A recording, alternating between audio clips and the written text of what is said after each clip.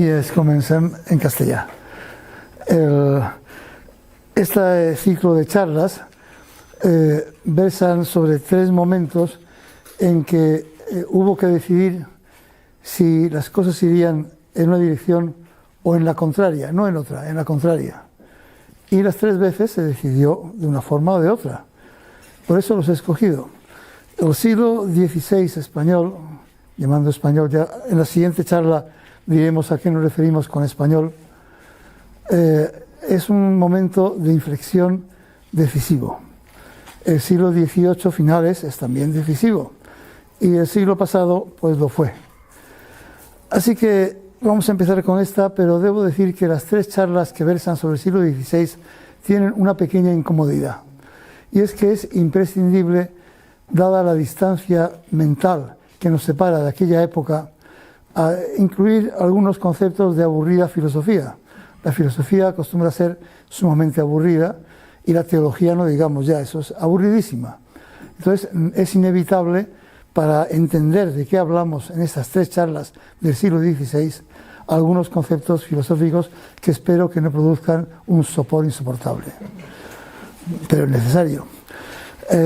También debo decir que la historiografía que hemos manejado desde el siglo XIX sobre todo es una historiografía centrada en los hechos que pasaron en Occidente, ignorando la importancia de otros hechos. De tal manera que hemos heredado una concepción en la cual cosas que no pasaban en Occidente carecían prácticamente de interés. Esta charla empieza en 1453, fecha decisiva en la historia del mundo, porque es la fecha en que el imperio turco, el imperio más poderoso de Occidente en la época, toma Constantinopla. Ahí cambió la historia. Constantinopla era la herencia, Bizancio, la herencia de lo que quedaba, que no era nada, era del tamaño de Cataluña prácticamente, del viejo imperio de Oriente, el viejo imperio romano de Oriente. Pero solo era la ciudad y algunas islas y algún terreno, un pequeño espacio alrededor. La caída de Constantinopla en manos del imperio turco significó un cambio radical en Oriente y en Occidente. El imperio turco era el imperio más poderoso del mundo en Occidente. Abarcaba desde la India hasta el norte de África, desde el sur de Europa hasta Egipto, hasta Arabia, etc. Y era un imperio rico porque de él dependía lo más importante, el comercio de Oriente y Occidente. De Oriente, de China, de la India, venían bienes muy apreciados en Europa, pero tenían que atravesar el imperio turco. Aparte del imperio turco había el imperio persa, no estaba bajo el imperio turco, pero no se llevaban mal del todo, era el gran mogol, no se llevaban mal del todo. De tal manera que para que ese comercio funcionase, el control de los puertos del Mediterráneo era decisivo, y ese control lo tenían, por un lado, los turcos, y por otro lado, desde el tiempo de las cruzadas, había surgido en Europa. Las cruzadas fueron un fracaso para Occidente, porque se perdieron, es evidente, las ganó Saladino, todo el mundo lo sabe, aunque la historia pretenda ocultar que quien ganó las cruzadas fue Saladino, que por cierto no era árabe, era kurdo, muy curiosamente, pero era el que estaba al frente de aquel mundo. Y esa derrota fue un gran triunfo, porque significó que entró en Europa occidental un cambio de mentalidad absoluto. Eso me estoy refiriendo al siglo XI al XIII. El cambio de mentalidad tuvo 2 aspectos. Uno, aquellos caballeros que iban a la cruzada, pues empezaron a dejar de servir para nada. Desaparecieron como caballeros cruzados.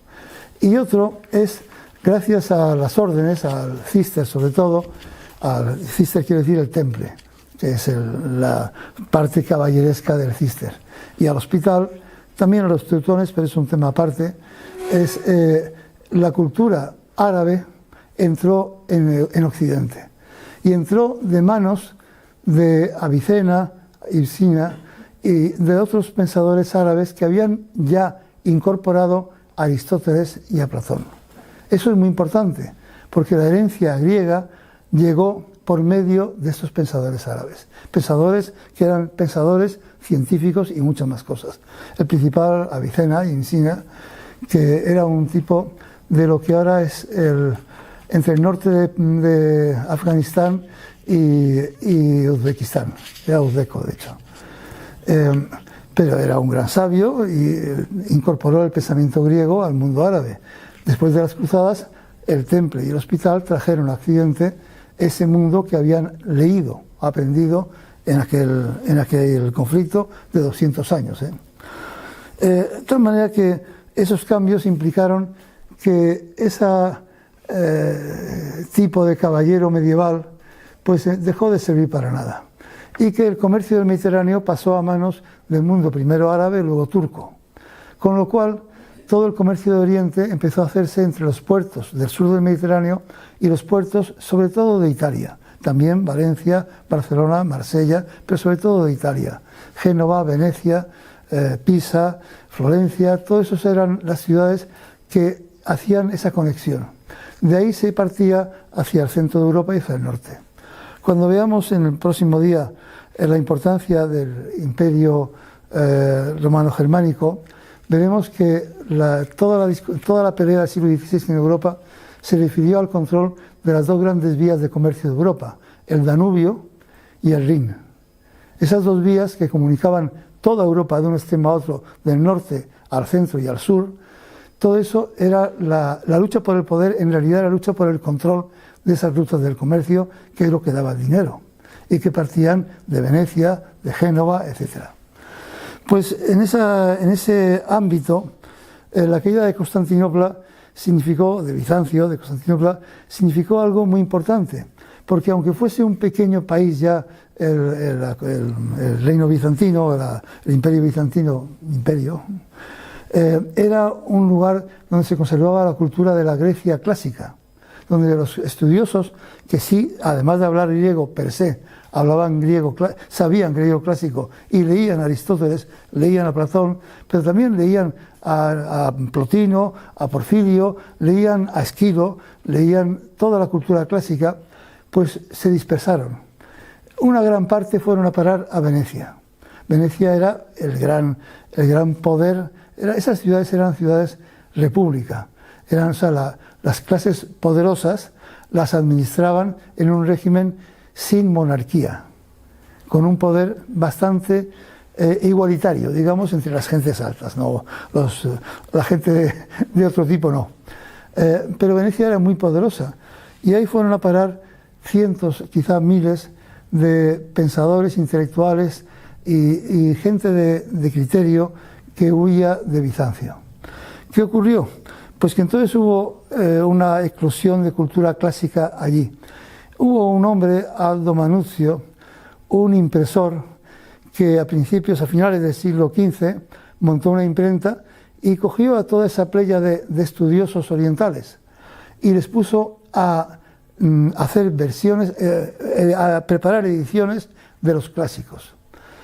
Mandó fundir tipos en griego y en latín, tipos preciosos por otra parte, compró papel bueno. La imprenta de Aldo Manuzio, que tiene como anagrama, como logotipo, un ancla con un delfín enrollado en ella. Esa imprenta, en los 100 años del siglo XVI, llevada por él, por su hijo y luego por su nieto, publicó cerca de 1000 clásicos. Se dice pronto. Pero eso cambió la cultura de Europa. A partir de él ya hubo muchos impresores en toda Europa que empezaron a reproducir lo que Manuzio estaba introduciendo desde Venecia. Pero claro, de pronto el mundo de los conventos donde la única verdad era Santo Tomás de Aquino y donde la única verdad era un aristotelismo estrecho, visto solamente con una perspectiva de la verdad es la verdad y eso no se puede discutir, pues se encontraron con un mundo vivo que era el mundo helénico, el mundo griego antiguo. Ahora viene el peñazo de la filosofía, pero hay que decirlo. En el siglo II de nuestra era, el mundo griego estaba muy disperso y en ese mundo del imperio romano de Oriente y de Occidente proliferaban 5 religiones importantes, unas orientales, otras más tradicionales, con sus misterios, sus ritos, etcétera, pero no eran muy diferentes. Mitraístas, cristianos, no eran religiones especialmente diferentes. Tenían una concepción parecida, pero se había perdido en un mundo de religiones esotéricas. Y en el siglo II y en el siglo III, en ese periodo intermedio, surge un renacer por la cultura griega clásica en Oriente, en el mundo de Alejandría, de lo que ahora es Turquía, que entonces era Anatolia, etc. Y un pensador importante, Plotino, pues hace un esfuerzo por recuperar el mundo de la filosofía clásica griega, lo que se llamó neoplatonismo. No vamos a entrar en ello porque no quiero que se duerma nadie. Voy a intentar, en el próximo día tendré que insistir un poco más, porque es decisivo lo que pasó con el mundo del neoplatonismo, porque lo que cambió con eso, que es lo que recuperaron a principios del siglo XV, finales del siglo XV, principios del XVI, fue la idea de aquel mundo helenístico neoplatónico. ¿Cuál era la idea central? Para dejarnos al margen las filosofías, que el centro del mundo, el centro de la realidad, el centro de atención que había que tener era el hombre. No era Dios. No era Dios, era el hombre. Eso es el cambio fundamental. El humanismo, que así se llamó en la época, consiste en que el mundo se estudia desde el punto de vista del hombre, no de la divinidad. También de la divinidad, obviamente, pero eso es una subsecuencia de haberlo estudiado, de haber cogido como centro a los humanos, al hombre. Bueno, en esa visión humanística, que es una explosión que surge entre esa época en que Manuzio empieza a imprimir a Platón y a Aristóteles, pero también a Hesíodo, también a los clásicos latinos. Bueno, es ya digo, casi 1000 títulos publicó de clásicos, lo cual no es una tontería. En esa época ocurre que hay una eclosión de vitalidad. Esa vitalidad está provocada por varias razones. Una, porque la economía había cambiado. El hecho de que el comercio ahora fuese esencial convirtió a Europa occidental, sobre todo, en una Europa mercantil. Hasta ese momento, hasta el tiempo de los caballeros, pues era una Europa feudal en la cual había un señor feudal, había unos siervos que trabajaban para él. El señor feudal procuraba exprimirlos más o menos, pero procuraba mantener un cierto desequilibrio, no vamos a llamarle equilibrio, un cierto caos en que él se llevaba la mayor parte, pero necesitaba de esos siervos. Pero en el siglo XIV la peste negra acabó en un siglo con casi la mitad de la población de Europa, más de un tercio con seguridad. Y eso provocó que las aldeas quedasen vacías, que el mundo cambiase radicalmente. Y además provocó que en la economía hubiese una falta de brazos. Los caballeros que antaño eran esos caballeros que iban a las cruzadas, se convirtieron en esa baja nobleza europea occidental, que estaban en la ruina, la mitad de ellos, vivían del cuento, eran servidores de los nobles, de la alta nobleza. Hay un caso que permite entenderlo muy bien. Para la gente amante de Shakespeare, supongo que habrán visto la película Campanadas a medianoche, película extraordinaria. El personaje Falstaff es un personaje de los que han tenido más suerte en la historia. Hizo una obra Shakespeare, Las Alegres Comadres de Windsor, hizo una ópera Verdi, Falstaff, e hizo una película extraordinaria, Orson Welles, Campanadas a medianoche. Ese era lo que quedó de los caballeros medievales, un tipo como Falstaff. Para quien recuerde la película, recordará a un hombre loco que se dedica a bien vivir, que no tiene un céntimo, que se aprovecha de lo que puede y que cuando le tiene que ir a la guerra se esconde por donde puede, disfrazado y haciendo trampas. Pues eso era lo que quedó de la baja nobleza. Y en esa época, ya en el siglo XV, ocurre que el comercio pasa a ser decisivo. decisivo para... Y entonces la alta nobleza y la Iglesia se dedican a acumular propiedad. La propiedad es fundamental. Sobre todo la Iglesia acumula toda la propiedad que puede, por un sistema que explicaremos más adelante, que era el único prestamista que había importante era la Iglesia. La Iglesia siempre ha prestado a un bajo interés, muy bajo, pero con una condición, que se pignoraba la propiedad. Ojo, el campesino, si se le había muerto el macho y no tenía con qué volver a arar este año y tenía que ir a comprar uno, le pedía el crédito al convento que tenía al lado. Conventos había en todas partes. Le pedía el crédito, se lo daban, un interés ridículo. Pero si al año no había pagado, la tierra era para ellos.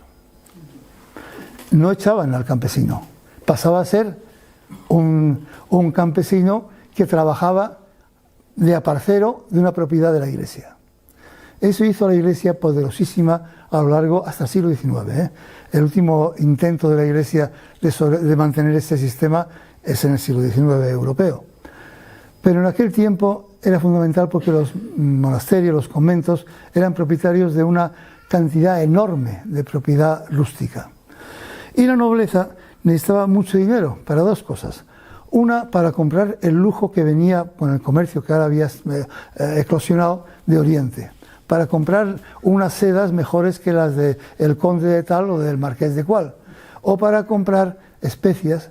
Las especias, voy a recordar, que son decisivas en la cultura europea hasta el siglo XX, porque no había neveras. Y cuando no hay neveras, si tú matas una vaca, o te la comes, o la tiras a la basura al cabo de una semana, porque se pudre. Bueno, pues las especias permiten comerse la vaca a lo largo de un mes, o 2 meses. Ese era y las especias solo venían de la India y de más allá, pero diremos de la India para generalizar. De tal manera que ese comercio hizo riquísimos a los mercaderes de la Italia y la Corona de Aragón, y de Venecia, obviamente, pero también hizo riquísimos a la alta nobleza europea, que acumulaban. ¿Pero de dónde sacar el dinero? Pues de los campesinos. Porque si no hay de dónde sacarlo, pues al campesino le exprimes. Hay que decir que hasta el siglo XV, XVI, se mantiene lo que en Aragón se llamaba los malos usos. Los malos usos es que hay jurisdicción señorial. O sea que el señor de las tierras tiene siervos, no esclavos, siervos. El siervo, si quiere, se va. O sea, si dice, me voy a ver mundo, pues se va a ver mundo. Pero el que se queda, el amo, tiene derecho a lo que se llamaban malos usos, que es incluso al maltrato físico, al castigo físico. Eso que con la Corona de Aragón es la última eclosión de ese tipo de actitudes, en el siglo XVI, pues era algo normal en toda Europa. Para un campesinado que había quedado empobrecido por la peste y además habían desaparecido los usos por los cuales la herencia se podía heredar de forma diferente entre un hijo y los demás. A partir del momento en que el final del feudalismo lleva a que la herencia obliga a dividirse entre varios hijos, los hijos son cada vez más pobres, como es evidente, y el señor cada vez más rico. En ese ambiente es en el que nace la época de la que vamos a hablar. Bueno, hay que decir también que la nobleza es alta nobleza y está ligada profundamente a los altos cargos de la Iglesia. Es decir, cardenales, obispos, arzobispos, priores de los conventos son siempre nobles. Siempre hay excepciones, pero generalmente son nobles que nombran. Voy a poner un caso muy posterior, ya del siglo XVIII, pero el cardenal Infante en la España de Carlos IV es cardenal con 8 años, pero es hermano del rey. Ojo, pero se le nombra cardenal con 8 años. Esa es la imagen que tiene la Iglesia en la época. Los altos cargos, príncipes y arzobispos, obispos y priores, son la parte de la nobleza que no puede acceder a la propiedad de la tierra, sino que se queda en el cargo político de ser cardenal, obispo, prior, etc., que es un cargo de mucho peso decisivo. Y a veces coincide el margrave de tal territorio con el obispo, eso es corriente también. Bueno, eso es pero luego existen también las ciudades. Las ciudades han enriquecido porque para todo ese comercio, para todo ese mundo mercantil del siglo XVI, XV y XVI, hace falta toneleros, carpinteros, hace falta herreros, todo tipo de gente, de menestrales que hacen oficios. Y eso da dinero.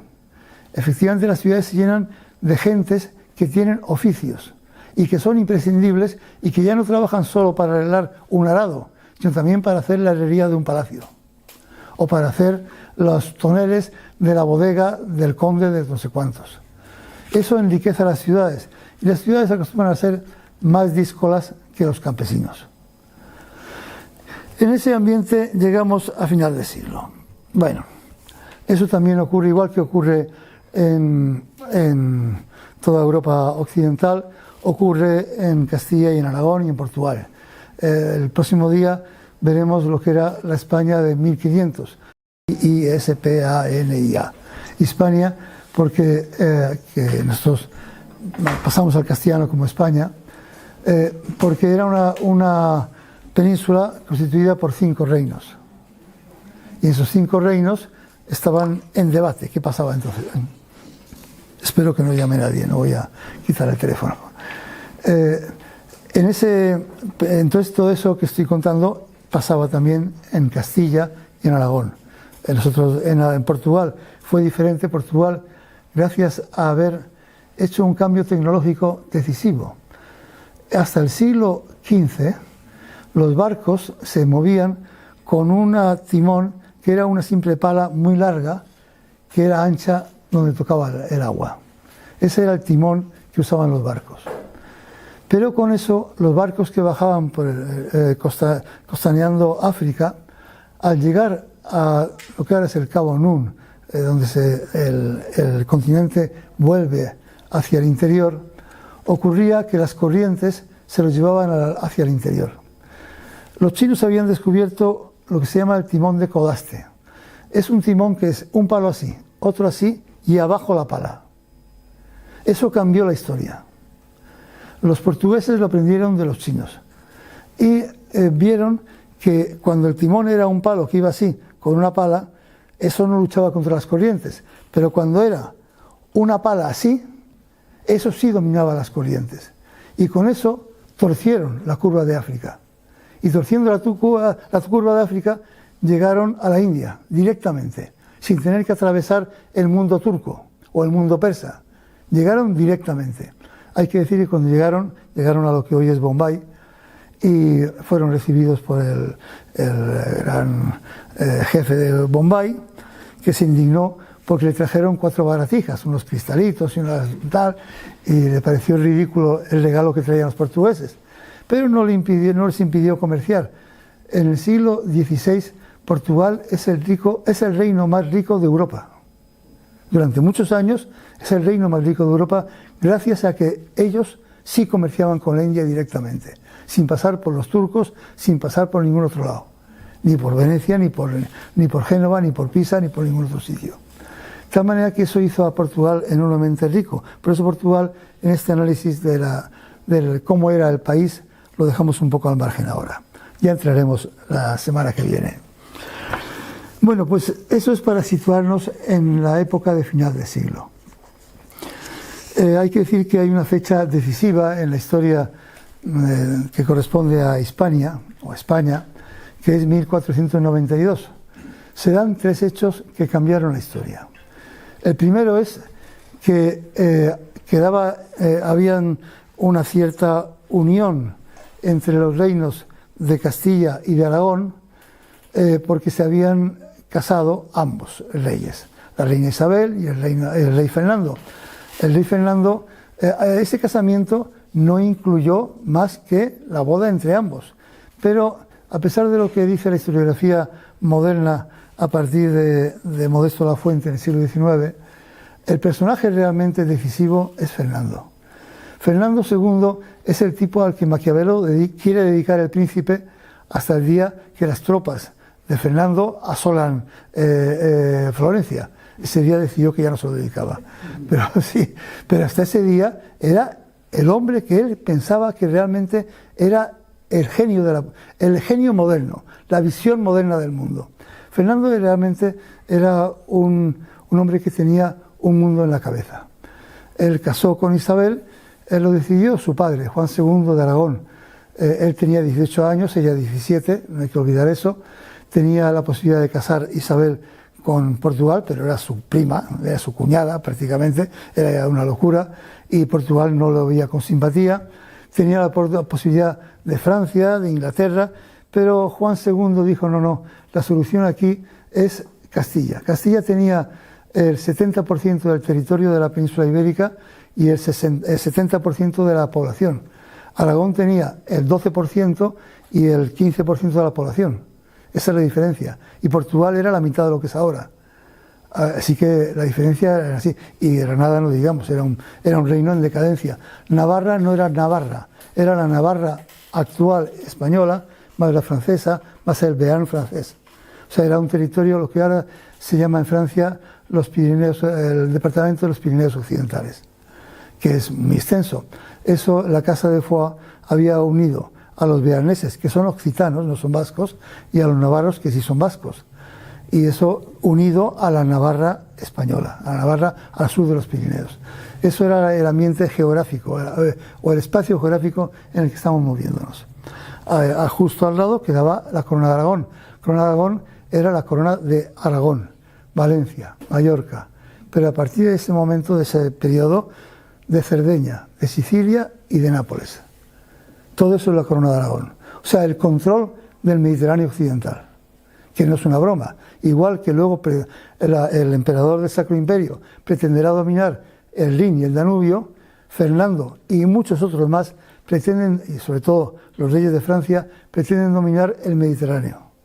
Y el Mediterráneo, desde Venecia hasta Gibraltar, hasta Málaga, en este caso, corresponde a un espacio en el cual se desarrolla la mayor parte del comercio, salvo el de Venecia. Venecia negocia con Oriente directamente, pero el resto, Pisa, Florencia, Génova, Roma, Nápoles, Valencia, Barcelona, negocian en ese control, y eso es controlarlo. Y la obsesión de Fernando fue controlar todo eso, y lo consiguió. Era rey de Aragón. Bueno, hay que decir que el condado de Barcelona es una parte diferente, porque es el resto de lo que era la marca hispánica de Carlomagno. Se incluye en la Corona de Aragón, pero es el condado de Barcelona. No es parte del reino de Aragón, ni parte de otro reino. Es un condado aparte. Pero son esos 6 reinos que he mentado, son la Corona de Aragón. Fernando controla todo eso, y la oportunidad que ve Juan II, su padre, es tener el peso de Castilla. Ya lo explicaremos el próximo día, pero sí diré que Fernando trasladó 3 o 4 reformas decisivas. La primera, trasladar la estructura del consulado del mar que había en Valencia y en Barcelona a Castilla. Con lo cual, desde Santander se empezó a crear un comercio con Inglaterra y los Países Bajos que hasta ese momento era muy problemático. Pero creando el consulado del mar en Santander, cambió radicalmente el comercio de Castilla. Toda esa lana de Castilla empezó a poder salir de una forma ordenada hacia Inglaterra y hacia los Países Bajos. Hay que decir que desde el siglo XIII los Países Bajos son industriales.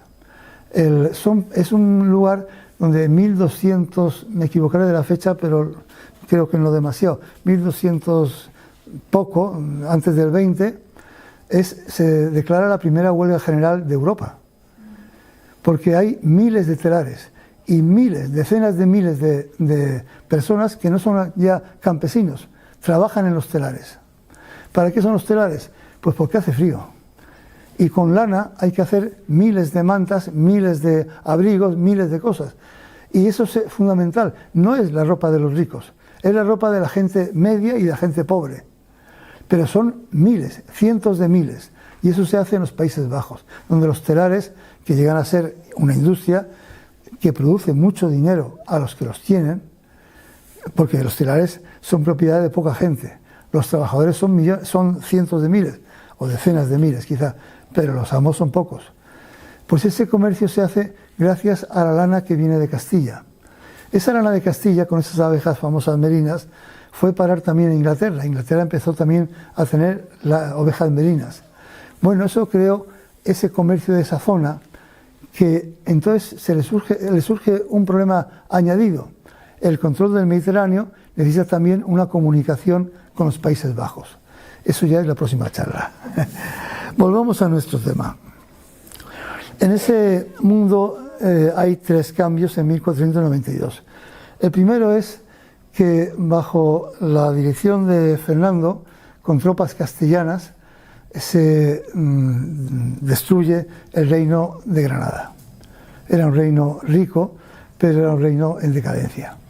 Lo contaron muchos cronistas, hay unos textos preciosos contando aquella historia, los abencerrajes y los segríes, todo aquello, y el reino cae. Y cae, como son tropas castellanas, cae en manos de Castilla, pero desaparece. Eso cambió la historia mucho, porque para los turcos era su toma de posición en la Europa occidental. A los turcos no les quedaba más fuerte en la Europa occidental que eso. También les quedaba el norte de África, Argel, Túnez, etc. Pero un reino poderoso era solo el reino de Granada, y lo perdieron. El segundo hecho que cambió la historia profundamente fue que en 1492 los reyes católicos decidieron, la reina Isabel fundamentalmente, la expulsión o la conversión o expulsión de la totalidad de la población judía de España, de Castilla. Luego se añadió Portugal y luego se añadió Aragón, pero fue de Castilla. Es un hecho muy controvertido en la historia. Si se da como única razón el quedarse con la propiedad de esos judíos ricos, pues yo creo que es una visión un poco pobre. Sí, obviamente se da como razón el que el cristianismo debe triunfar sobre los asesinos de Cristo, pues será más pobre todavía. El tema es mucho más complejo y no vamos a entrar en él. Si se quiere, otro año discutimos de esos temas. Pero de momento el tema enormemente complejo, es mejor dejarlo de lado, pero sí que cambió la economía de Castilla, porque se produjo un doble fenómeno. Por un lado, la pérdida de la propiedad de muchísimos judíos castellanos que tuvieron que irse al exilio al norte de África o a Turquía, al imperio turco, o bien la conversión. Sobre la conversión diré que no es un fenómeno extraño al mundo judío. El mundo judío, desde la caída del segundo, el segundo templo, o sea, desde el año 90 de la era, ocurre que está disperso por el mundo. Vive incluido en el mundo romano. Y a lo largo de la historia, hasta la actualidad, tiene continuamente la tentación de dejarse de pamplinas e incluirse en el mundo romano, en esta parte es el mundo helénico, el mundo griego, incluirse de forma integrada sin más. Esa tradición ocurre continuamente. Ocurrió en el siglo XVI, XV, sobre todo después de que en 1300, en el siglo XIV, pues bajo la dirección de tipos como el tal Vicente Ferrer, pues se hicieron unos pogroms que acabaron con miles y miles de judíos. La quema de judíos en el siglo XV llega, en algunos casos citados documentalmente, a 30.000 judíos muertos en una sola ocasión. Ante ese panorama, pues muchos judíos dicen, bueno, pues me hago cristiano y ya veremos. Y esa conversión es un cambio muy importante, porque lo que cambia es el estatus. Siguen siendo ligeramente marginados, o bastante marginados, pero ya no son judíos, no son perseguidos. Pero el conocimiento científico, los médicos, los que saben de economía, los que saben de administración, muchos eran judíos.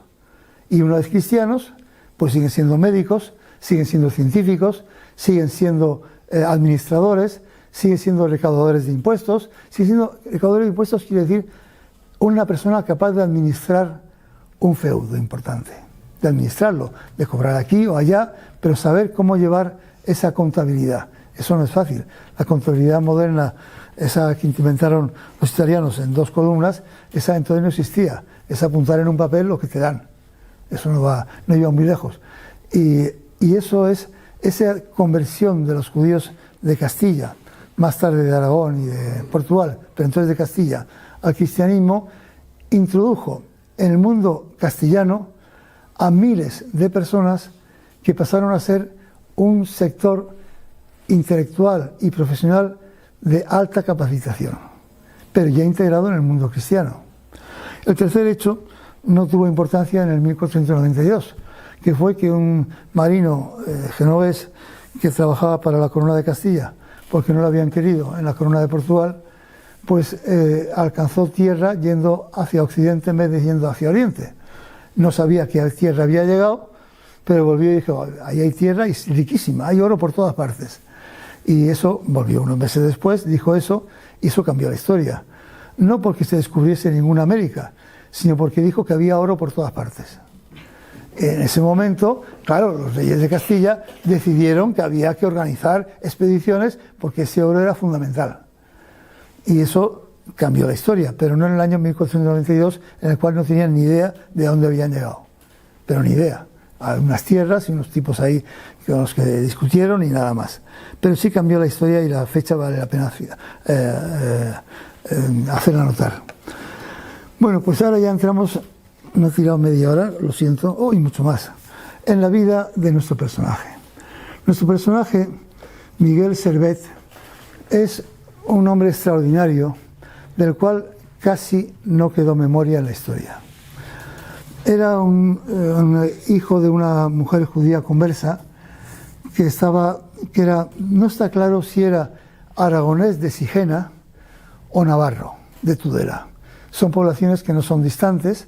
No está claro porque en general toda esta población conversa procuraba no dejar claro de dónde venían, para que no estuviese claro quién era su abuelo, lo cual era fundamental para pedir un empleo y que el obispo no te diese una patada en el trasero.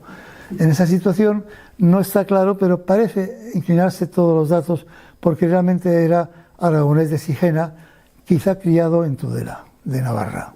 Tudela de Navarra hasta 1512 es un reino independiente. Muerta Isabel, la reina Isabel de Castilla, en 1506, si no me equivoco, 6, ¿no? 6. Es Fernando, con tropas castellanas, toma Navarra. Es regente de Castilla y con tropas castellanas toma Navarra. Pero hasta ese momento Navarra no tiene Inquisición. No tiene Inquisición ni persecución de judíos. Y además incluye la Navarra del norte y el Bearn francés. O sea que es un reino poderoso. Toma la Navarra del sur, toda la Navarra no puede, luego se casa con la hermana de quien sería luego el rey de Francia, por la casa de Foix, el Bearn y Navarra, el Enrique IV, pero su obsesión es controlar eso, porque su obsesión de Fernando es que tiene enfrente a Francia, y Francia es cada vez más poderosa, y tiene miedo de Francia. Entonces procura ver cómo puede controlar el poder de Francia. Tomar Navarra es decisivo, pero la toma con tropas españolas y para ser parte de la corona de España. Ahí nace Miguel Servet, un hijo de familia conversa, de una mujer conversa, pero que muestra unas actitudes singulares. A los 14 años estudia en Zaragoza, acaba peleado con su maestro, que hace una cosa, según cuentan las crónicas y parece cierto, que es que su joven alumno de 15 años elabora un trabajo y lo publica el maestro con su nombre. Hoy a quien está en la universidad no le parecerá raro. En aquella época acabaron mal y él tuvo que irse. Entonces encontró una colocación con un obispo, pero ese obispo era un tipo que no era marginal, era el obispo Quintana, era un tipo que fue ya en ese momento, la reina Juana ha perdido el poder en Castilla, su hijo Carlos ha tomado el poder en Castilla, estoy hablando de 1519, 20, 21, 22, y en ese momento Carlos toma como persona a su servicio al obispo Quintana y por tanto a su criado Miguel Servet. Y se lo lleva por Europa. Antes pasa una temporada en una universidad absolutamente retrógrada, que es la de Toulouse, obviamente en el Bearn, pero en Navarra. Pero en esta universidad retrógrada, Servet empieza a estudiar. De ahí pasa con el séquito del emperador a recorrer Europa y del obispo Quintana a recorrer Europa, y acaba en 1530 en la coronación del emperador en Bolonia. Hay que decir que en esos 20 años ocurre lo siguiente. En Europa el campesinado no puede resistir más físicamente y la religión se ha hundido porque la religión cristiana en ese momento es una satrapía, es una locura, es un poder despótico en manos de obispos y cardenales y de priores y de conventos, y entonces los campesinos en los años 20 al 30, al 35 provocan unos levantamientos tremendos que están guiados por pensadores cristianos, los anabaptistas especialmente, y otros reformadores. Thomas Müntzer es el principal, que les hablan de que el cristianismo no es lo que predica el Papa de Roma, ni los cardenales, ni los obispos, sino que es la sencillez, la pureza, la generosidad, etc. Y unos campesinos desesperados se levantan en armas. En la guerra de los campesinos, que dura desde 1525 a 1527, su primera etapa, se levantaron, se calcula en Europa, casi 500.000 de campesinos. Con seguridad, al menos 300.000 campesinos en armas se enfrentaron a la Iglesia y a la nobleza. La represión de los señores de la guerra en Europa llevó a la muerte a al menos entre 100 y 130.000 campesinos que se habían rebelado. Eso produjo un desastre absoluto, claro, una represión salvaje. Pero es el momento en que esa represión la cogen al vuelo los grandes reformadores. Lutero, Erasmo, Ecolampadio, son más tarde Calvino, más tarde. Pero esos reformadores se dan cuenta de que algo está ebulliendo importante. El más importante para nosotros es Erasmo de Rotterdam, que es un hombre que, primero, ya plenamente imbuido del humanismo que han traído los orientales desde Venecia, ese hombre está traduciendo y publicando ya a Aristóteles, a Platón, helenístico, el pensamiento humanista para todo el mundo y en lenguas asequibles. Y además traduce la Biblia para que todo el mundo la pueda leer en lenguas asequibles. Y además Erasmo es un reformador radical, pero no al final acaba huyendo por toda Europa y al final se muere sin haber conseguido. El otro reformador importante es Thomas More. En Inglaterra es sabido que no acaba bien tampoco. El Lutero sí. Lutero al principio lanza su soflama a los campesinos que se han levantado en armas, pero cuando ve que los campesinos en armas no son precisamente almas caritativas, que son los tipos que entran a degüello en cualquier convento porque necesitan comer, necesitan acabar con aquel poder, Lutero se pasa al bando de los señores de la guerra, de los grandes señores de Europa, y se vuelve contra esa rebelión campesina. Todo eso lo conoce nuestro amigo Miguel Servet, estando primero de estudiante en Toulouse, luego yendo con el séquito del cardenal, del obispo Quintana por Europa, y luego yendo con el emperador. Hay que decir que en el año 27, el emperador, bueno, hay que decir que el papado es una cosa en aquella época de un negocio entre las 10 grandes familias de Italia, los Orsini, los de la Rovere, los Medici, todas esas grandes familias se disputan el papado, porque el papado, además de un poder temporal concreto, tiene un poder jurídico, digamos que es capaz de imponer normas a la nobleza de toda Europa, lo cual no es una tontería. Por ejemplo, años después, o en esos años, dividirá América en dos partes, una para Portugal, otra para Castilla. Eso lo hace el Papa. O sea, el Papa no tiene solo el poder temporal de un Estado, sino también el poder jurisdiccional de determinar el derecho en Europa. Y eso es mucho. Así que el Papa es una cosa muy peleada entre todos, las grandes familias, porque determina quién manda en Europa. Quién manda no solo moralmente, jurídicamente. ¿Qué pasó aquí? Te he puesto dos. En esa pelea entre las grandes familias hay un momento, voy a excluir el caso de Maquiavelo, que es muy importante, pero Florencia es la Gran República. Maquiavelo es el hombre que consigue comprender que hay que emancipar a la política de la religión. Que no es el malvado, que tal, que... no, es el hombre que hace política y que dice la política no es subsidiaria de la religión, es política. Por eso admira a Fernando de Aragón, y admira a una parte de la nobleza italiana o de los poderes italianos, porque él cree que esos nobles van a poder unificar Italia nuevamente y crear un Estado poderoso, y es a lo que se dedica su vida. Acaba mal, acaba no muerto violentamente, pero sí eliminado, marginado. Hay un libro precioso que recomiendo, que es La visita a Maquiavelo lo de los nombres malditos. Bueno, otro día lo explico, no viene a cuenta ahora. Pero que es la vida de Maquiavelo como político. Pues en ese contexto ocurre que en el año 27 las tropas del emperador ya no son las de Aragón, son las del emperador, que es ya también rey de Aragón. En el año 27 ha muerto Fernando, y la corona de Castilla.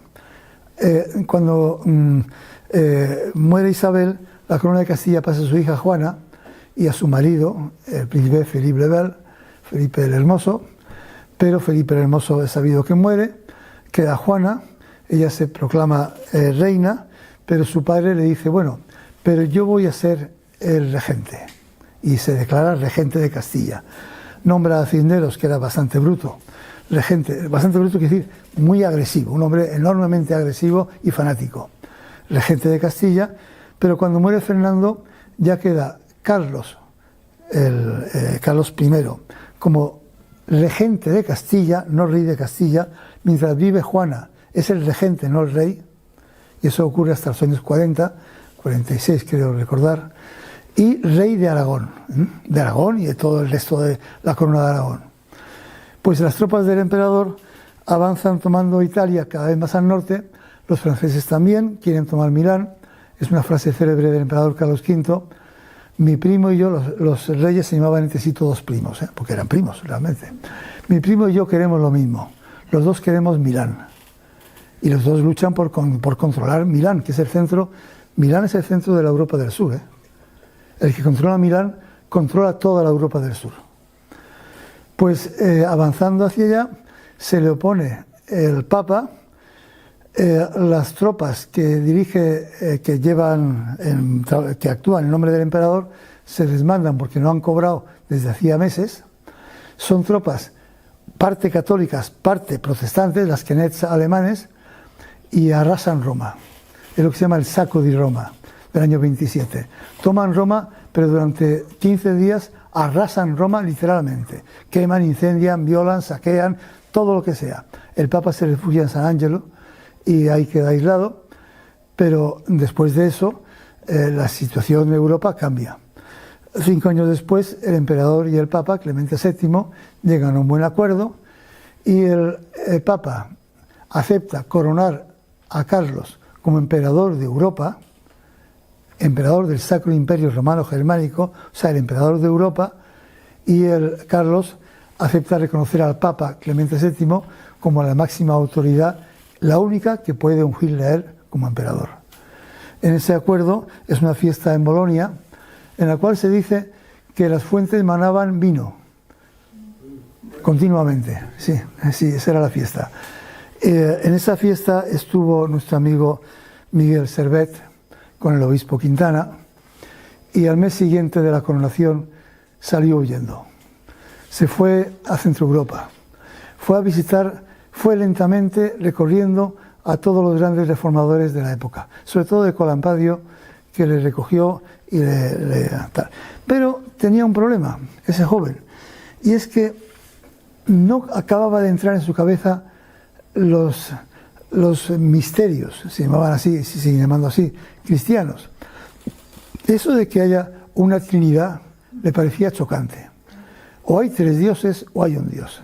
Lo de 3 dioses para un judío es difícil de entender, para un musulmán es incomprensible absolutamente, y para un cristiano pues se lo traga y ya está. Pero no hay otra solución, porque hay a la vez 3. Esa cuestión que es indisoluble. Él se dedica a estudiar, él a estas alturas es un experto en griego, en latín obviamente, siempre escribe en latín, no siempre, algo escribió en otras lenguas, en hebreo, en arameo. Él domina esos idiomas, los domina perfectamente. De tal manera que entonces él hace un estudio y comprende que antes del concilio de Nicea, 325, siglo IV, todas esas polémicas no existían. No, en esa época no había ángeles, no había Trinidad, no había ninguno de esos conceptos que son posteriores a Nicea. Y entonces decide reconstruir el cristianismo de antes del cristianismo oficial que se proclama en Nicea en el 325 bajo la dura mano del emperador Constantino. Un paréntesis, diré que el concilio de Nicea no fue un concilio cristiano. Fue un concilio en que el emperador del Imperio Romano decidió que ya estaba bien de la variedad de religiones. Había 5 religiones en ese momento importantes. El cristianismo, en su versión, digamos,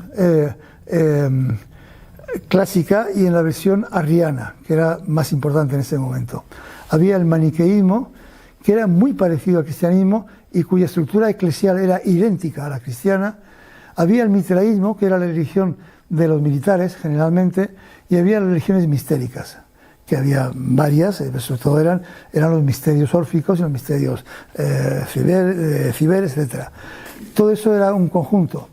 Lo que exige Constantino a las grandes religiones, les junta a todos y dice: ustedes me hacen una sola. Y esa es la religión oficial. Y esa religión oficial se va a llamar cristiana. Pero ustedes me integran todos en lo mismo, los obispos son todos iguales, todo es lo mismo, se acabó. Y el jefe soy yo, el del imperio, no de la religión. Del imperio. Ustedes se organizan su religión. Eso es lo que comprende Miguel Servet, y estudia lo que fue antes de Nicea el cristianismo. Y se asombra de ver que no hay ni sombra de todos los conceptos que en ese momento, que en el siglo XVI, son dogmas. A partir de ahí empiezan los problemas. Escribe un primer opúsculo negando la posibilidad de que haya una trinidad de dioses, de personas, de naturalezas, de lo que se quiera, sino que hay un solo Dios. A partir de ahí, lo firma Miguel Servet, de Nación Aragonesa, poner. Ya hablaremos el próximo día. Al sur de los Pirineos no había españoles. Había aragoneses, castellanos, vizcaínos, catalanes o andaluces, pero no había españoles. Había España, pero no españoles. Eso el próximo día. Él se firma Miguel Servet, de Nación Aragonesa. Lo firma y empiezan los líos. La Inquisición en Aragón, en Aragón o en Castilla, puedo equivocarme, no me acuerdo bien, manda a indagar quién es ese tipo. Dice así: tiene un hermano que vive en Sigena, vaya a buscarle y que lo traiga. El hermano va a buscarle. Obviamente Miguel se niega a ir a entrevistarse con la Inquisición. Publica un segundo opúsculo más duro todavía, negando la Trinidad y afirmando que o hay un Dios o no hay nada, pero no puede haber una Trinidad. Ese opúsculo son opúsculos publicados en latín de una pequeña circulación, pero le llegan a todos, a Ecolampadio, a Lutero, a todos les llega ese. Se lo envía a todos, a Erasmo, a todos se lo envía, y todos se horrorizan. Porque en vez de ser un reformador como ellos, que quiere reformar la Iglesia, está reformando el cristianismo, lo cual es mucho más delicado. Y se produce una indignación generalizada. ¿Qué ocurre? Que la Inquisición castellana o aragonesa, no me acuerdo bien ahora, manda a buscarle, no le localizan, y empieza un periodo complejo para él. Primero va a París, donde sigue sus estudios, pero acaba... Él ha estudiado también medicina y ciencias naturales y astronomía. Publica un opúsculo que pasó a la historia sobre los jarabes, que es un estudio medicinal que sirvió de uso durante siglos. Fue un opúsculo importante desde el punto de vista puramente médico. Y un opúsculo sobre astrología. Y entonces le dicen que es un astrólogo, que él cree en la astrología. Dice: no, yo hablo de la influencia que tiene el movimiento cósmico sobre la vida de las personas, que no es lo mismo. Bueno, de esa no escapa, acaba peleado violentamente con el decano de la facultad y acaba en un encontronazo en la calle con unos sicarios que acaban con heridos y él mismo herido también. Huye y ha aprendido la lección. Se va a Lyon de Francia, donde aparece bajo el nombre de Michel de Villeneuve. Villeneuve era el pueblo Villanueva de Sigena, donde él había nacido. Villeneuve, y él se llama Michel de Villeneuve, de nacionalidad francesa. Se declara francés y es Michel de Villeneuve. Y ejerce como médico. Ejerció unos 14 años como médico clandestinamente en Lyon. Era un hombre decente, honrado, atendía a la gente sin cobrarla, a la gente pobre sin cobrarla, a la gente rica le cobraba, y bien, pero a la gente pobre no le cobraba. Y luego era un hombre de una enorme cultura, y el consejo de la ciudad le llamaba para decidir si había que hacer un puente, si había que construir no sé qué. Era un hombre respetado por todos. Y a la vez que hacía eso, tenía dos amigos impresores, y en un lugar clandestino montaron una imprenta. En esa imprenta él empezó a escribir su tratado definitivo, de Trinitatis Erroribus, el tratado de los Christianissimi Restitutio, la restitución del cristianismo. Él iba cada día o cada tantos días a la imprenta clandestina que estaba en medio del bosque. Los cajistas no sabían latín, componían como hacen los cajistas hasta hace 30 años, componían porque veían la letra simplemente, tanto en latín como en griego, y él iba, llevaba su original, escrito a mano, se componía, lo corregía, se corregía y quemaba el original. Sabía muy bien en lo que estaba metido. Y así se fue imprimiendo página a página su tratado de la restitución del cristianismo. Bueno, era muy respetado y él tenía un defecto, y es que creía en la buena fe de los reformadores, de todos. Y Calvino es un personaje complejo. Calvino es un hombre fanático, sin duda ninguna, muy fanático, pero Servet cree en su buena fe, en que realmente es un reformador que quiere lo mejor. Y durante esos años se cartea con Calvino, que está en París, y luego en Ginebra, enviándole sus ideas. Calvino se horroriza y tiende a no responderle, y lo que ocurre es que en ese momento el calvinismo, han pasado ya los hugonotes, etc., el calvinismo se refugia en Ginebra. Calvino comprende que si controla Ginebra, que es una república, o sea, es un lugar donde hay un concejo de la ciudad que gobierna directamente, no hay un señor, no hay un noble, sino que el concejo de la ciudad se gobierna, pero si controla Ginebra, tiene un bastión para su iglesia, que puede dominar a partir de ahí sus islotes, que son París, el sur de Francia, o los Países Bajos, pero si pierde Ginebra seguramente perderá todo el poder. Y hay una pelea muy fuerte. En Ginebra el Consejo no está a favor de él, pero los poderes fácticos reales de la ciudad sí le apoyan con entusiasmo. De tal manera que en ese momento él le va escribiendo cosas a Calvino, Michel de Villeneuve, Miguel Servet, y el otro se da cuenta de que ese tipo que le escribe, pues a lo mejor es ese Michel de Villeneuve que vive a solo 200 kilómetros de él, en Lyon. Lyon de Ginebra está a 170 kilómetros, creo, nada más, así, creo recordar. Y entonces piensa que es él, y entonces hace la barbaridad.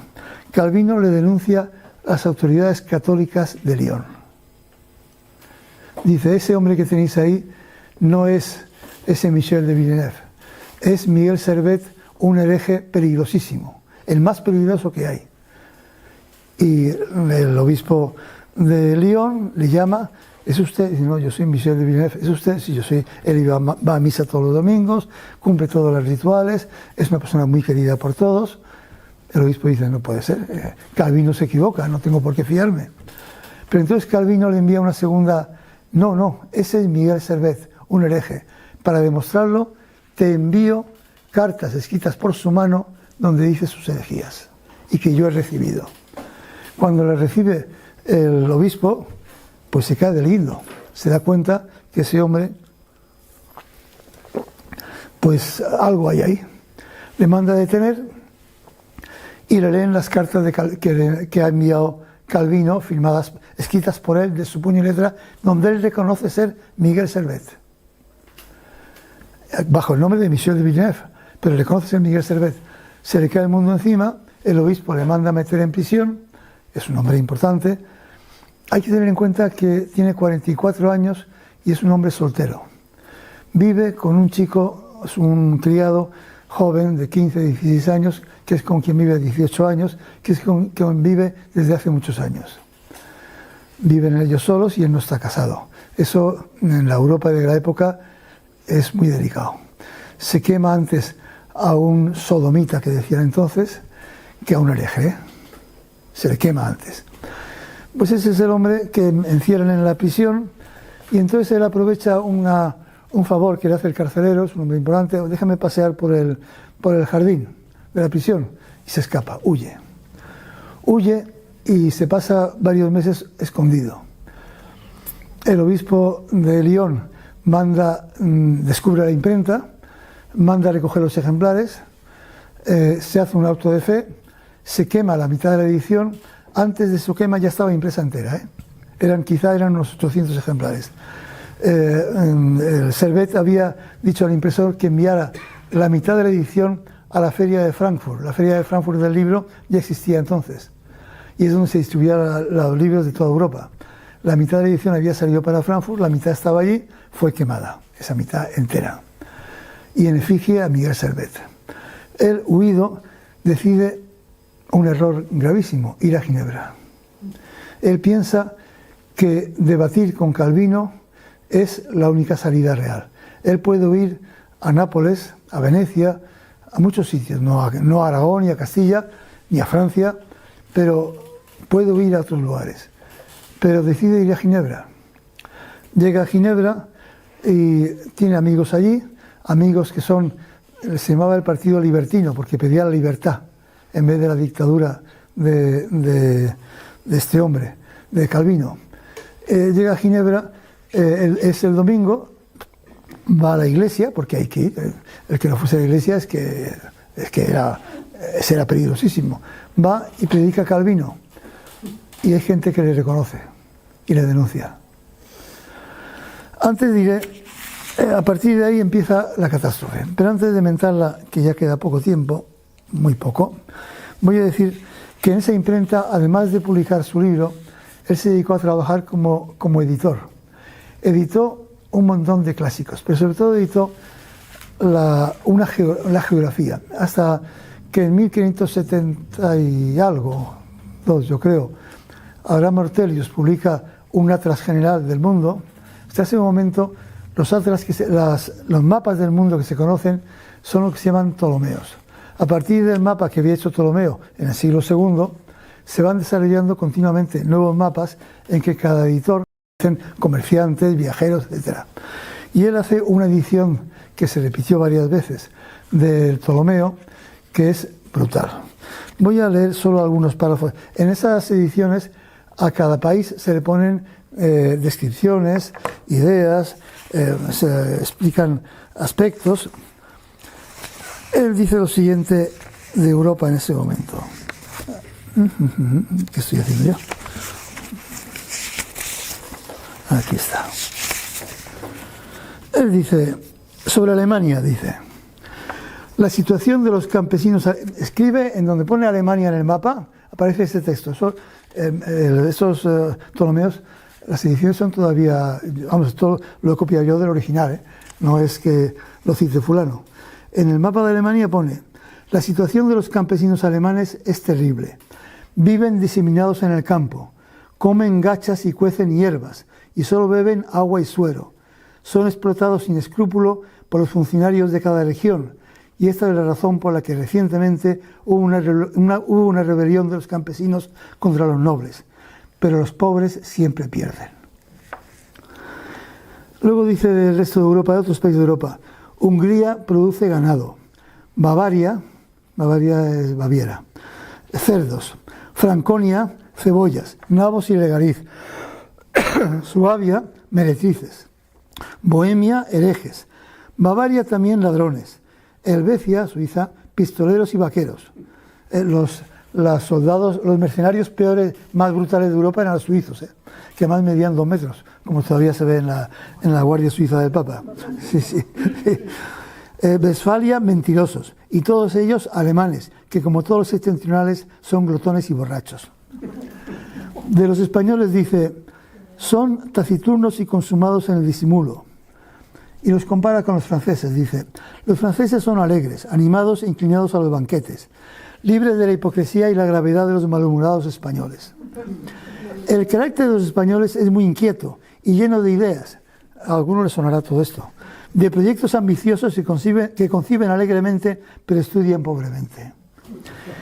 Quien llega a ser medio sabio se considera a sí mismo ya sabio. Muestran unos conocimientos mayores de los que tienen gracias a cierta locuacidad y simulación. Les encantan excesivamente las estratagemas filosóficas. El retrato es de aquella época. Digo, yo lo he copiado del original, no es una referencia que haya hecho ningún historiador. Bien, sigue. Con facilidad cultivan se refieren a los españoles, comportamientos bárbaros en sus costumbres y modales.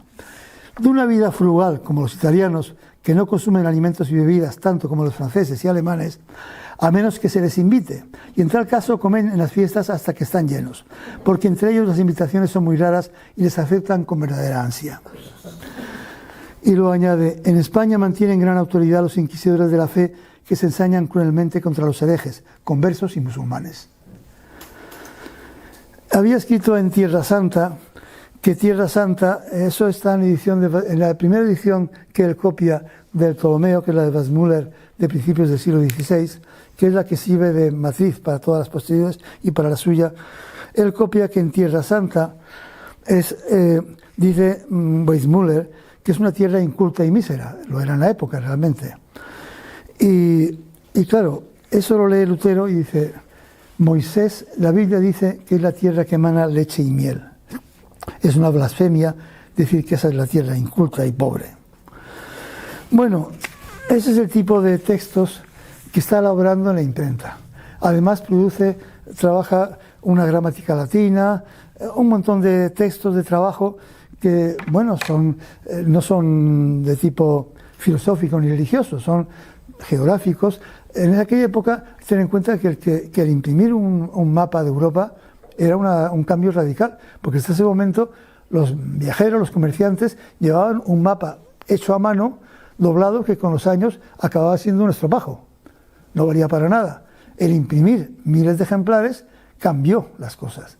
Y el Ptolomeo, tanto la edición de Weissmuller como las posteriores, entre ellas la de Miguel Servet, pues pasaron a la historia, porque es que ya cualquier comerciante, cualquier viajero puede llevar un mapa que se parece bastante.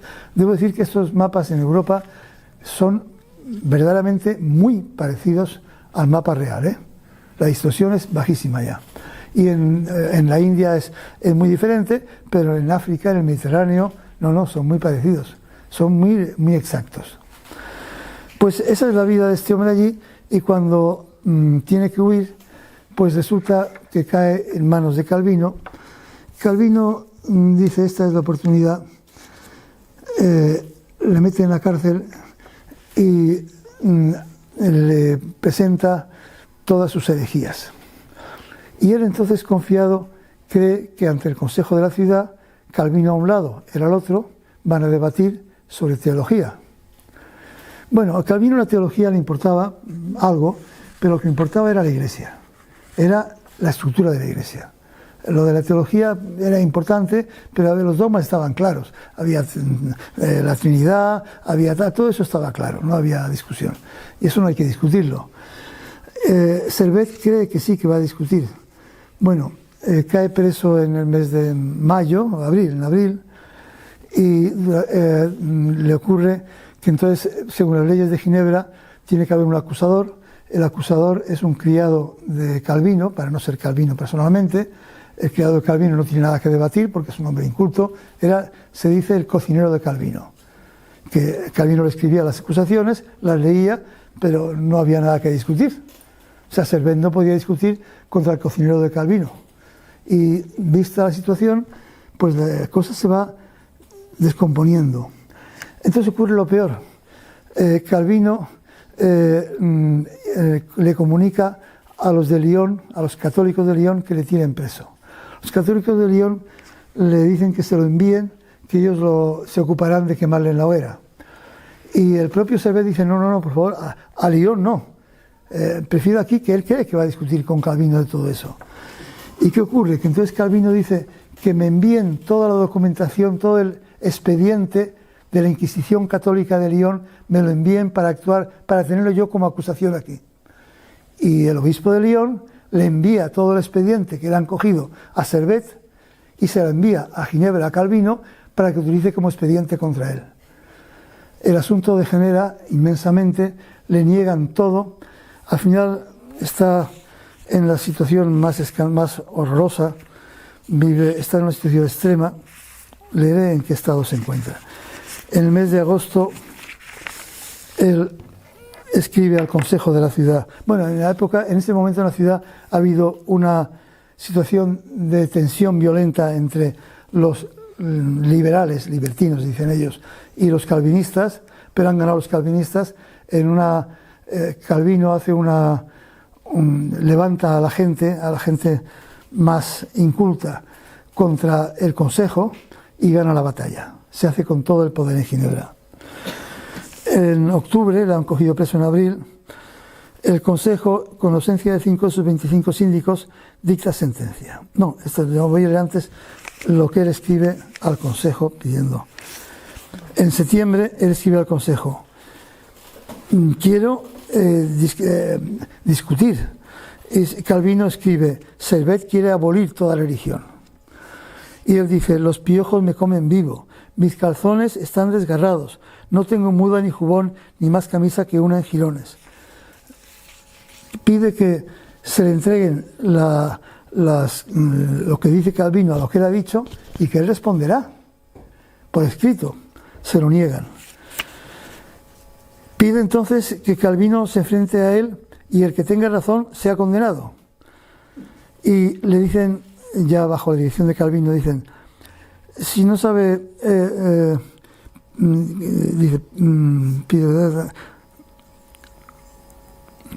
le dicen, si no sabe perfectamente que no es oficio de un ministro del Evangelio transformarse en acusador criminal, ni perseguir judicialmente a muerte a un hombre. El hombre es Calvino. O sea, él le dice: no, usted no puede perseguir a Calvino. Es Calvino quien le persigue a usted. Él dice: es una gran crueldad que no pueda ni tan siquiera para remediar mis necesidades hablar. Por el amor de Dios, señores míos, dad la orden de piedad o por piedad o por deber. Escrito en vuestras cárceles de Ginebra, octubre del 53, Miguel Servet. Pide una entrevista con Calvino y se la conceden. Pero Calvino, él y 2 testigos de Calvino, nada más. No sabemos nada de aquella entrevista. Nada. Ni Calvino lo contó tampoco. Y por fin, en octubre, los síndicos le llaman y le dicen: has perseverado con obstinación perversa y maliciosa en sembrar y divulgar una doctrina falsa y plenamente herética, hasta llegar a la impresión pública de libros contra Dios, el Padre, el Hijo y el Espíritu Santo, en una palabra, contra los verdaderos fundamentos de la religión cristiana, y con esto intentas dividir y agitar la Iglesia de Dios. De haber tenido vergüenza ni horror de alzarte plenamente contra la majestad divina y la Santa Trinidad, habiendo trabajado obstinadamente en infectar el mundo con tus herejías y tu hediondo veneno herético. Y teniendo a Dios y a sus santas escrituras ante nuestros ojos, declaramos en nombre del Padre, del Hijo y del Espíritu Santo nuestra definitiva sentencia, condenándote a ti, Miguel Servet, a ser atado y conducido y amarrado a un poste y quemado vivo con el libro escrito por tu mano que imprimiste, hasta que tu cuerpo se reducido a ceniza, y así terminarán tus días para dar ejemplo a otros que quisieran cometer tales actos. Solo leerse la sentencia, le sacan en un carro, le llevan a la plaza, le encadenan al poste y le queman inmediatamente. Hubo varios testigos que estaban presentes, que eran amigos suyos, contaron su muerte, que fue terrorífica, porque además el consejo había puesto leña verde para que tardase más en quemarse. Sí. Y cuenta sus testigos que una viejecita apareció llevando un hato de leña para añadir, como acto piadoso, para acabar con el hereje, sí. Eso pasó. A partir de ese momento, Calvino se ocupa de enviar a sus agentes en Frankfurt a que localicen la mitad de la edición que hay en Frankfurt y sea quemada también. Fue quemada también entera. El proceso quedó oculto. En el siglo XVIII, un hombre excepcional, Voltaire, en uno de sus libros, Ensayo sobre la historia, las costumbres y el espíritu de las naciones, publicó la historia de Servet. Y fue un escándalo. Nadie había podido jamás entrar en los archivos de Ginebra para estudiar el caso. Lo pidieron calvinistas, entrar en los archivos con el intento de defender que Calvino a lo mejor habló de buena fe. También se lo negó. El Consejo no quiere que el proceso sea publicado ni en todo ni en parte. La conducta del tribunal y de Calvino es tal que conviene enterrarla en profundidad, dijo el Consejo de la ciudad. A los calvinistas que querían estudiarla. Visto lo que publicó Voltaire, empezó a crearse, se localizaron 3 ejemplares. Un ejemplar está en la Biblioteca Nacional de París, otro en la Biblioteca Nacional de Viena y el otro en la Universidad de Edimburgo, falto del primer pliego, que está sustituido por uno a mano que parece un borrador del propio Servet. Parece, no está claro, o de una copista a su servicio. Esos 3 se volvió a editar en 1790 y tantos, en una edición que no le interesó absolutamente a nadie. Obviamente, en el momento de la Revolución no estaba la cuestión de Kant y de Hegel, tal, no estaba la cosa para estudiarse del Instituto Cristianismo en latín además, y un tema teológico. Pero se hizo esa edición en Alemania, no en Suiza. A partir de ahí, a principios del siglo XX, los librepensadores franceses hicieron un monumento en París cuyo pie dice: el 27 de octubre de 1553 murió en la hoguera de Champel Miguel Servet de Villanueva de Aragón, nacido el 19 de septiembre de 1511. La fecha seguramente está equivocada, en 1509. En la otra cara del monumento, que es un monolito, no hay estatua ninguna: hijos respetuosos y agradecidos de Calvino, eran calvinistas, nuestro gran reformador, condenamos un error que fue de su siglo, excusa fácil, y firmes observadores de la libertad de conciencia, según los verdaderos principios de la Reforma y del Evangelio, elevamos este monumento expiatorio en 1903. Mala excusa. En el 8, sin embargo, la masonería francesa levanta un monumento en París a Miguel Servet, quemado vivo en 1553. Monumento confiado a la custodia del pueblo, 1908. Y en Vienne, en Lyon, al lado de Lyon, donde había vivido Michel de Villeneuve, se levanta otro monumento realizado por un discípulo de Rodin. Al lado de Servet, ahí hay una estatua de Servet, hay una mujer que levanta el velo y un hombre que huye humillado. Por esos años, Clotilde Roche, una ginebrina, esculpe una estatua de Servet y la ofrece al Ayuntamiento de Ginebra para expiar la barbaridad que habían hecho. Obviamente el Ayuntamiento de Ginebra decide que la estatua no se levanta. Para quien haya estado en Ginebra, de Ginebra a Nemours es Francia y Ginebra es Suiza, pero no hay solución de continuidad. De hecho, he sabido que Voltaire tenía la finca allí, su propiedad, su casa allí, porque tenía la mitad en Suiza y la mitad en Francia. De tal manera que si iban a por él, se pasaba a Suiza. Sí, Voltaire tenía la casa así, la mitad estaba en Suiza y la mitad estaba en Francia. Y Nemours estaba ya en Francia. Entonces Clotilde Roche consigue que la estatua se levante en la parte francesa, en Nemours. Un tiempo después, esa estatua, eso se levanta en 1908, en Nemours, y ocurre que luego, no, en 1911, luego llega la ocupación alemana de Francia y entonces exigen que se entregue el monumento para fundirlo y hacer cañones. La señora Clotilde Roth, que vive todavía, ofrece pagarles, entregarles en bronce todo lo que haga falta, pero que le dejen el monumento. Los alemanes lo destruyen. Hay un hombre, José Antonio Valdueña, un médico español actual, murió hace poco creo, que era médico en la OMS, en Ginebra. Se dedicó al estudio de Servet. Y él cuenta que en 1492, bajo la ocupación alemana, el maquis de la zona, en que eran muchos españoles, muchos republicanos, fue al monumento, le ató la bandera francesa y escribió debajo: a Miguel Servet, primera víctima del fascismo. Eso es todo.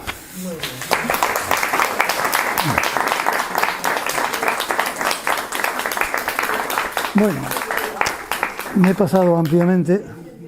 Tenéis tiempo para preguntar y todo. Así que... Sí, por favor. Cuando estudiaba, lo que conocía de Miguel Servet es que fue el que descubrió una de las... Eso lo explico en un segundo. Eso es falso, esa idea. Es totalmente falsa. Pero eso entramos en filosofía, y una filosofía muy complicada, pero lo digo rápidamente.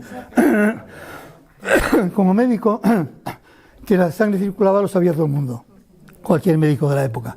Lo que él descubre al ver cadáveres es que la vena y la arteria que unen los pulmones y el corazón son enormemente grandes, y eso le llama la atención.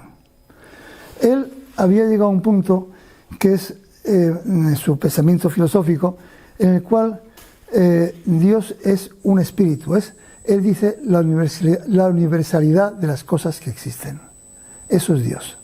Eso nos recuerda a Spinoza, que dirá prácticamente lo mismo 100 años después. Dios es la universalidad de las cosas que existen.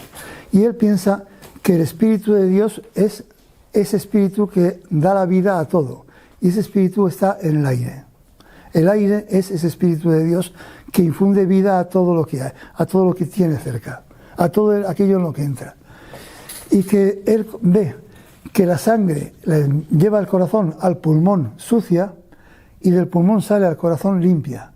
Dice: el aire, el espíritu de Dios, el espíritu, la divinidad, limpia la sangre y mantiene la vida. Esa es la aportación de Servet, que es filosófica. Es lo que hace el espíritu divino, que es todo, que es la totalidad, es limpiar la sangre y dar la vida. Eso es una herejía peor todavía. Claro, peor. No es que no haya Trinidad, es que está en la posición que mantuvo Spinoza 100 años después. Dios es, dice él, la universalidad de las cosas que hay, de las cosas que existen. Ese es su pensamiento. Lo otro lo sabían todos los médicos, sabían que la sangre circulaba. Cómo se limpiaban los pulmones era lo que él aporta. Y lo aporta con una visión filosófica. El aire, que es el espíritu de Dios, limpia la sangre y crea la vida, da la vida. Ese es su pensamiento. Aclarado ese punto. Sí, pues es una tontería porque había varios médicos que lo habían ya publicado en aquel momento. Él lo sabe, como lo saben todos los médicos, pero su aportación es filosófica. Es muy diferente. La vida está en ese espíritu que es la universalidad de las cosas, que es el aire, que es lo que limpia la sangre y da la vida. ¿Él sería lo que se llama un libre pensador? Eso es posterior.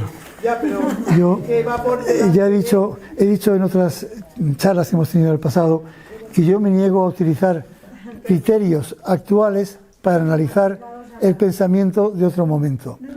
Intentemos acercarnos a aquel pensamiento con el pensamiento de ellos, no con el nuestro. Por eso he tenido que soltar peñazos filosóficos, porque el pensamiento de ellos está ya muy lejos del nuestro.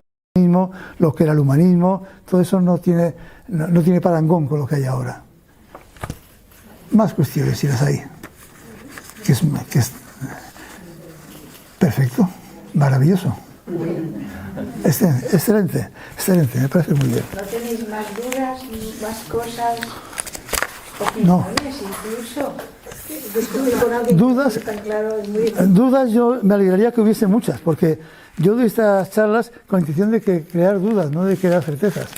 como ya he dicho en alguna otra ocasión, mi ilusión es que de una charla de estas salga cualquiera que la pueda escuchar con más dudas que certezas, y que las certezas que tenía antes se le queden un poco confusas. Esa sería mi mejor intención. A mí lo que me has dejado al Sí. bueno, yo no me imaginaba el poder de Calvino hasta ese punto, ¿eh? Bueno, pues imagínate el de Lutero, y ahora imagínate el del Papa de Roma. Es que eran Son tiempos de poderes. Inquisición, eran tiempos de Inquisición y la Iglesia tenía mucho poder. Y no es que estaba defendiendo al cristianismo, defendía la jerarquía de ellos. Naturalmente. Gracias. La semana que viene. Escena de todo lo que ocurría Sí. La historia. en las diferentes partes de Europa, Asia, África. ¿Nos has puesto en...? No, eso es la semana que viene. La semana que viene es la descripción de Europa Pues y de Hispania.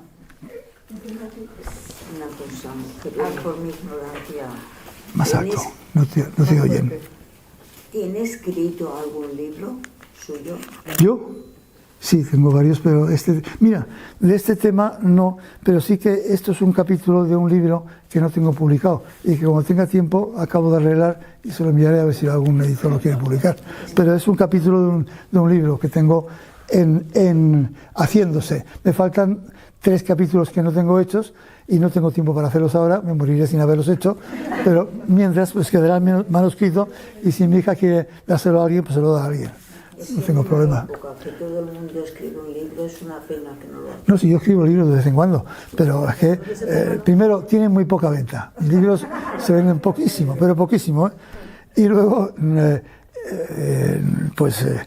tampoco tengo, si tengo algo que decir, lo digo en un libro, pero no es.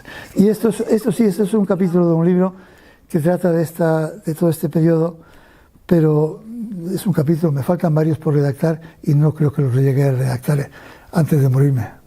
Después de morirme, tampoco. ¿Por qué has elegido a Miguel Servet para explicar? Porque me parece uno de los hombres más extraordinarios de nuestra cultura. Poco conocido, ¿verdad? Bueno, es que se destruyó todo. Se destruyó todo absolutamente. A nosotros no nos han enseñado nunca. Claro, porque solo le ha reivindicado el libre pensamiento. Ya. Obviamente. Una pregunta. Las propuestas, los postulados de Miguel Servet, he sido un seguidor de él, pero pues, por toda su obra, por lo que ha sido, ¿no? Realmente fue un hombre sabio. Mucho. Esos postulados teológicos siguen vigentes en este momento. Claro. Hay un estudioso, Ángel Alcalá, que yo no sé si vive todavía, porque era mayor cuando yo lo estudié, el tema que iba a poner, que es quien ha traducido además bastante a Miguel Servet, porque está todo en latín, y en un latín teológico del siglo XVI, que échale, eso no es fácil. Ángel Alcalá ha hecho un muy buen trabajo, y ahora ya actualmente hay una docena de estudiosos, y ahora ya hay una reivindicación real. En Sigena hay una casa Miguel Servet, con un archivo, se dedica a los estudios sobre su figura. En fin, es una figura reconocida, pero hay que decir que a ninguna iglesia cristiana le sigue simpatizando Miguel Servet. Ni a la de Roma, ni a los calvinistas, ni a los luteranos, ni a los anglicanos, ni a los, como mucho a los anabaptistas, que todavía existe esa iglesia, ¿eh? Eso, la pregunta va por ahí, ¿verdad? Porque los menonitas... Un libre pensador y en ese tiempo eran herejes. Sí, pero en este momento esas ideas que son las ideas de los anabaptistas de aquella época, los menonitas se llaman ahora, esa iglesia sigue existiendo, ¿eh? Minoritaria, marginal y un poco rara, un poco marciana. Sí, yo he visto pero, menonitas, sí, he visto menonitas vendiendo sus quesos sí, en los semáforos. sí, exacto. Y en Estados Unidos, y en Canadá, sí, es donde están los menonitas. Son herencia del pensamiento anabaptista al cual se adhirió en gran parte Servet. Y visten todos igual. Pues, Sí.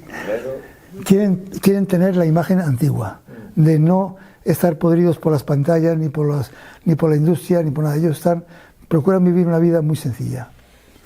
Pero eso existe actualmente, no es Servet, porque Servet va mucho más allá en todo eso, pero sí que Servet tuvo con ese mundo que eran los anabaptistas. Los anabaptistas son los que pensaban que criticaron a la Iglesia, es anterior a las rebeliones campesinas, poco anterior, 20 años antes, porque decían, lo primero que dijeron es, bautizar a los niños es un crimen, porque el niño no tiene criterio. Conocimiento. Claro, Solo será cristiano el que se bautice siendo consciente. Y el que tenga el nombre de cristiano, no por ser bautizado, no, siguen bautizando, no, es que el bautismo no es, no, es que el bautismo no es sacramento en el mundo luterano, no lo es. Es un acto de fe puramente. ¿Se ha facilitado algo de apostatar? Porque yo tengo varios amigos que están tratando de hacerlo, cosa que antes era imposible, y parece ser que están haciéndolo un poquito más accesible. Hay un par de páginas web donde se recogen miles de firmas, para apostatar, sí. Hay un par de páginas web, no las tengo aquí, pero sí, mira, Juanjo la tiene, sí, Juanjo es mi activo, y la tiene, sí. Para el próximo curso, como despedida, me traigo a la gente de Valencia Laica que viven en el barrio, a la presidenta, y que os cuente cómo está todo este tema y actualizado. Vamos, para que... Sí, pero yo quiero decir que yo no hago una crítica de ninguna de las 5 o 6 iglesias importantes, ni la católica, ni la ortodoxa, ni la luterana, ni la anglicana, ni la calvinista. No hago una crítica de ellas, eso cada cual piensa lo que sea. La discusión de lo que en aquella época fue una pelea política. Ojo, poderosísima, una pelea política por el poder en Europa. Y a partir de ahí, voy a contar una anécdota tonta. Tengo una amiga que casó su compañero era un neerlandés que era calvinista, pero nada, era una persona totalmente normal, no tenía práctica litúrgica ninguna. Además, los dos eran dos activistas que vivían en África. Él era ingeniero, se dedicaba a hacer trabajos de ingeniería en África de voluntariado, no cobrando. Y ella era médico. Y él le dijo un día, me lo contó ella, hoy se ha muerto mi cuñado, mi suegro, no sé qué tal, voy a tener que escribir una nota en su memoria, pero no tengo aquí ninguna Biblia, no podré copiar ninguna cosa. Ella le dijo, pues yo tengo una. Ay, no, esa no vale, esa es mentira, era la Biblia católica. Bueno, para el calvinista no valía la Biblia católica. Bueno, pues esas obsesiones, pues yo no entro en ellas, cada cual siga la que quiera. Yo hablo de la violenta pelea que hubo en Europa en el siglo XVI, teniendo como arma la religión, como arma arrojadiza. Pero realmente tú lo que has querido demostrarnos es que en esa época estaba cambiando mucho. Sí. Y el tema principal era el mercado, la economía, sí, el comercio. Pero no quiero que quede al margen que era el humanismo, o sea, que eran realmente pensadores honrados que pensaban que el mundo podía ser de otra manera. Y que los humanistas, desde Michelangelo Buonarroti hasta el último de los tipos que escribió alguna tontería sobre el tema, pues era gente que quería poner en el centro del mundo al hombre, no a la divinidad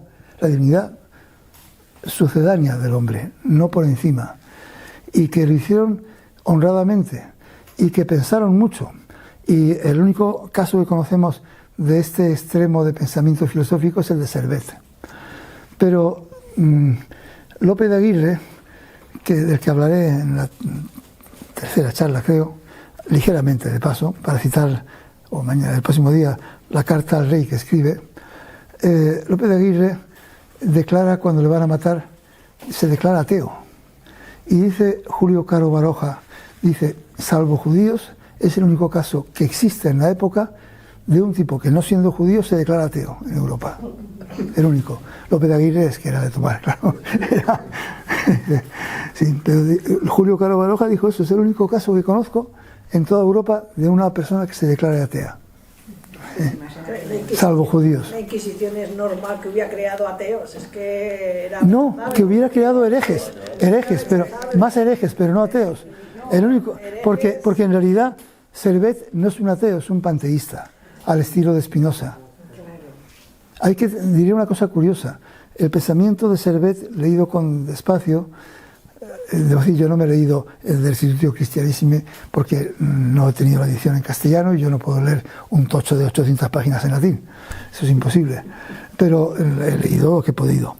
Y debo decir que es muy curioso porque su pensamiento en última instancia recuerda enormemente a la filosofía taoísta. enormemente. Lo recuerda, es muy profundamente cercano al mundo del taoísmo. Cosa que luego en el siglo XX hay ya pensadores que, sin citar a Servet, que no lo conocen, sí entienden que ese mundo del taoísmo tuvo una presencia importante en el pensamiento. Y hay una parangón entre las ideas de Servet y lo que era la tradición filosófica de la China. No solo taoísta, budista también. El taoísmo es tampoco conocido. Bueno, en China es muy conocido. Bueno, sí, China. Y son 3/5 de la humanidad, es muy conocido. En aquella época donde el Imperio Otomano, el comercio, el volver a retomar los estudios de los clásicos, que encima Alejandría y tenían tanto contacto en un momento determinado con otras culturas. Sí, no, él no conoció nunca la cultura china, pero sí le acusan en Ginebra, en el juicio, de haber leído el Corán y haber trabajado sobre el Corán. Dudo que supiese árabe.